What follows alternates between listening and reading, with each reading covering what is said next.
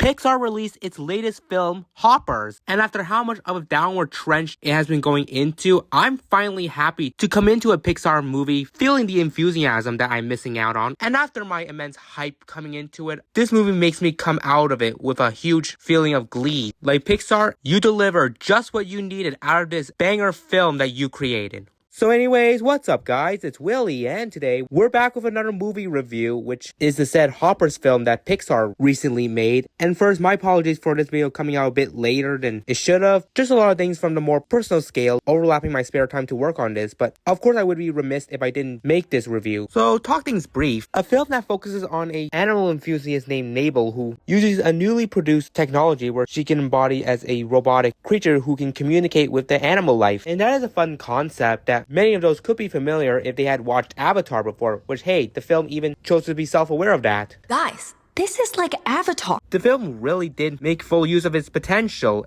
and part of those factors may be coming from the contribution of Daniel Chong, who worked on a We Bare Bears show, which I personally never watched, but I know it had a lot of raves going for it, so that alone is self-explanatory for the hype with this film. I mean, taking into context of when we first saw the first teaser trailer drop down, it was like Pixar's pleading paper to us to bring us all back into their world through the prompt of this film. Because likewise, in this early new decade, Pixar has been very aimless with their films. I mean, while I do have a strong relevance for their Inside Out sequel, it really felt like they were just in and out after the fact, where their track record is very inconsistent. And when putting us in competition against DreamWorks, it's just not even that big of a challenge, as the latter option is clearly going to win out with its films. But Pixar finally had enough of its letdowns and brought along this piece on the platter, and let's just say they didn't leave any of it uncooked, in fact making room for many sort of garnishes they can add on, whether it be something to play with our human emotion, the absurdity, and even all in for the morbidity, which was a surprising turn. And the idea of blending all those things into just this simple story plot is just insane that they would make it as good as it is, subverting our doubts in it.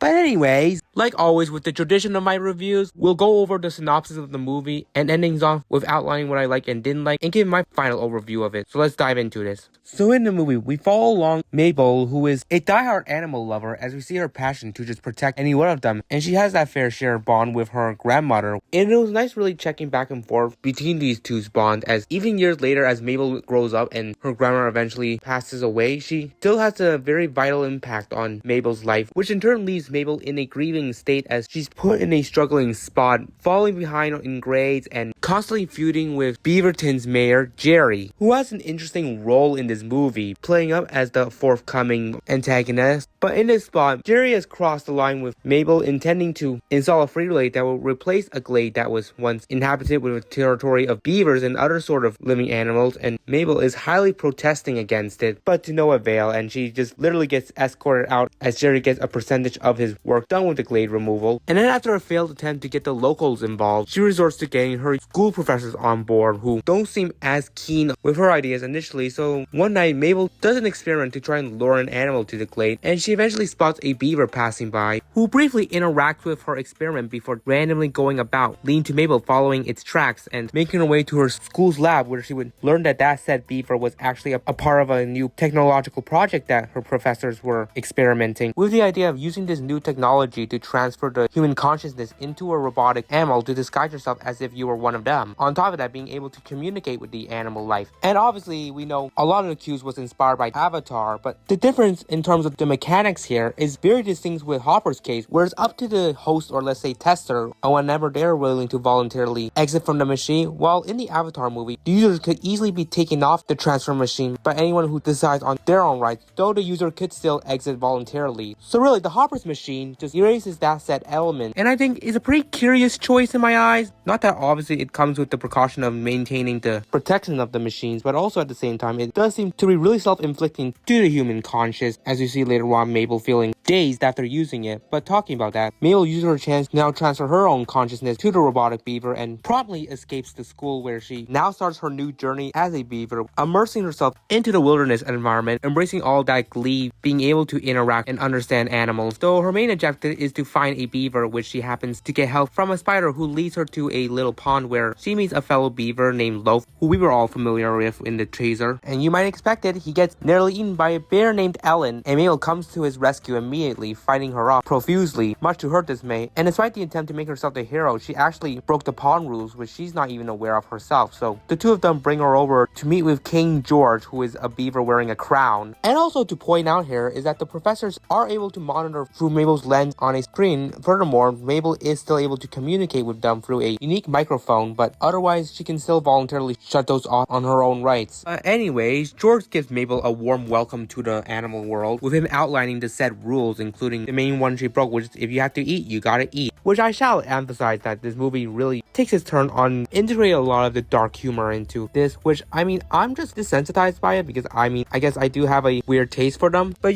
credit to the movie for at least putting it on a nose of how realistic the wilderness environment would manage itself, so there's that appeal. So Mabel is showing off her talent to the animal world when she's able to solely demolish an artificial tree that was obviously installed by Jerry to drive the animals away from the glade, and her intelligence impresses them, including George, who returned to the glade, which was practically Mabel's main goal when she took over as a beaver. So everything seems to be lining up well for Mabel's sake with everything surrounding the glade, but ultimately that was not going to last long. Though before things could happen, Mabel sticks around for a bit where she formulates a close bond with George and they find some common grounds with each other. And likewise, what's significant about this movie is how these very deep interactions with our main character is very impactful. Like, you can totally understand from Mabel's standpoint what she prioritizes here, and overall from the character standpoint, she really sustains a positive image to the audience. Like, she is extremely likable with a very passionate stance to be protective of her environment, and that is just not catered towards the animal world, as we will learn later on in the movie. So it's really props to the movie creators to make Mabel's character growth very impactful, especially from the human emotion and the priorities that she's making for selfless reasons. And to iterate, a lot of her antics obviously comes from her grievance after the death of her grandmother, who made a strong impact in her life. So in those factors, it draws the audience to garner this much care into her journey and role in this film. But back to summarizing the movie, of course, Jerry would learn of the recent events at the glade and would proceed to stir the animals away from it once again. And with George and Mabel, upon learning about this news, leads to the former calling for a meeting with the rest of the council, aka the other leaders from different classes of animals, as George is the representative for the mammal side. So these said leaders in the likes of the insect, amphibian, fish, reptile, bird, like all sides uniting, and this council meeting doesn't go well when Mabel would add another body count to the film, and thus now putting a rift between the council and the mammals. So next we cut to a very somber segment between George and Mabel, with a breach in their relationship after Mabel failed to comply to him, and it manages to get her to open up what she recognizes her issues with balancing her emotions with her activism, and this brings them back to eye to eye where they reunite with their friends for their next operation, which is to protect Jerry, as during the council meeting he is now put on the target list for the other creatures who have desired to eliminate him, which is not what the mammals wanted. So they infiltrate Jerry's car, where he perplexingly complies with them with the help of the communication through his phone, and on his way to safety he nearly gets got with an attack on him, hence a literal shark nearly devours him. But this all ceases when the car eventually crashes with just him, Mabel, and George. And we get an interesting part where Mabel attaches some earpiece to Jerry, where now he's able to actually communicate with her in her beaver form. And while she does make her attempt to try and coax him to seize the freeway project, he is relentless on getting that build. And all this is quickly put to pause when an animal rebellion overwhelms them, and Mabel is eventually caught by the lab professors, who I haven't mentioned been chasing her to transfer her consciousness back to her human form. And despite Best ever fighting back, she eventually is taken out of the beaver form, and basically for the rest of the movie. And it's deeply more heartbreaking when George makes this discovery too. And then this is where the movie really takes a turn on its head, with the animals in control of that new technological system where now they can hop into a robotic human, and unsurprisingly, the robotic human that they resembled was Jerry. And this is all a master plan from Titus, who was the son of the insect queen who Mabel squashed. And so this is his prompt for vengeance against the human race. But Mabel isn't just gonna let that happen, even though both her and Jerry are restrained in their seats. And we get this pretty effective interaction between the two that has strong dividends by the end of the movie, and it really brings this new shift around Jerry's character, where he came out from this really one-note sort of shtick surrounding him to becoming a more complex and redemptive style character. And for the emphasis, the seat he's strapped in is the Hopper's machine, so he's able to transfer himself into the robotic beaver, and he frees Mabel so they can put an end to Titus. And that all ensues with a pretty intense standoff with Titus's Jerry form, where he's just relentless and even destroys the robotic beaver that we probably saw that gif of so many times without understanding its context. But this was all culminated with the robotic Jerry eventually being torn to pieces and Titus being eaten by a frog as a way to end his role in the movie, but all the damage that was done in this standoff has ignited a forest fire and probably the film's more cinematic and dramatic segment. And Mabel ambitiously tries to put out the flame, even costing her the jacket that her grandma left for her, but ultimately George and the rest of the animals she befriended used the damn water to extinguish all of that fire. And the following day, with excess and debris being removed around town, Jittery would finally see eye to eye with Mabel and follow through with protecting the glade, on top of sacrificing his freeway project, which is a nice culmination for his redemptive arc in the back third of this film. And topping things through, Mabel is able to get herself back on track, graduate from her school, and gets hired by her lab teacher to be her assistant. And to wrap things off on a wholesome note, Mabel returns to the glade where the animals can now return to settling themselves in, as well as interacting with George through technology as a nice nod to the rescue operation with Jerry earlier. And yeah, that's where the movie sums up, and let's now get into my thoughts. What I liked about this movie is that it really concocts an effective story that really is of two halves in terms of tone, where we start off on a more mellow pace and just your average introductory to the plot, but then within the second half, it just goes insane and a lot of twists and turns. And this is something that I personally like, where the movie doesn't try to be at least cliche about things, and quite frankly kept me engaged with the movie, as there isn't really a moment that drags throughout the movie, even though I can see that points that it slows on to its pace. And overall, in terms of the heart of our characters, Mabel and George were definitely the big charm to this movie. I also give rave to their dynamic, and it does partially pain me how short-ended it ended up being, but at least with the help of technology, they're able to adjust their ways to keep in touch. I also do want to give some praise for the animation style, with being a nice little recall to how Pixar utilized it to its core back in the day, and the choice to return to it was definitely a huge upstick for this film, as it visually sustained with the good graces of the story. And in general, it's like the refreshing feeling for a Pixar movie to pop in success, as I've already gave my piece that it has been on a very uncreated trajectory over the years. Now, would I say this movie is like to the hierarchy of Pixar films? I wouldn't necessarily bet on that. However, in terms of a more marginalized standpoint within the decades, it is definitely around the more upper tiers of the movie. And I want this to be like a sobering message for Pixar to continue making films like this and focusing on the unpredictable nature surrounding them, because this movie sets a great example out of toying with our expectations. Though obviously I wouldn't put too much of my hopes up, as we got Toy Story 5 coming soon. And then talk things what I didn't really like. Well, it's really to the capacity of most of the reservations I have, which is usually the pacing, because honestly, in most of these modern animations, I've been so nitpicky of that caliber that I think it's just getting old at this point. But really, for the segment in the middle stretch, was definitely a bit of a slower part to the film. And on top of that, I also feel like a certain amount of characters who had such an immense amount of promotion on their name just felt a bit tad shallow with the time they had on the movie. In characters like Ellen and Tom, well, if I would have a lot more of a dynamic role, just felt a bit shafted. Where I mean, they do have their moments, but I will say we were stripped of some interactions they would have with the other characters, which could have been a lot more interesting to add to their complexities.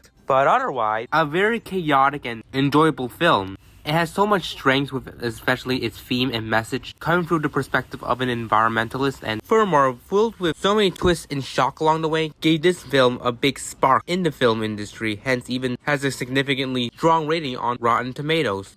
But that does it for this video. Of course, let me know your thoughts on this movie down in the comments below. And like always, tap like and subscribe so you don't miss out on more content like this in the future. So I'm gonna sign off here. I appreciate you guys tuning in, and I'll see you all in the next video.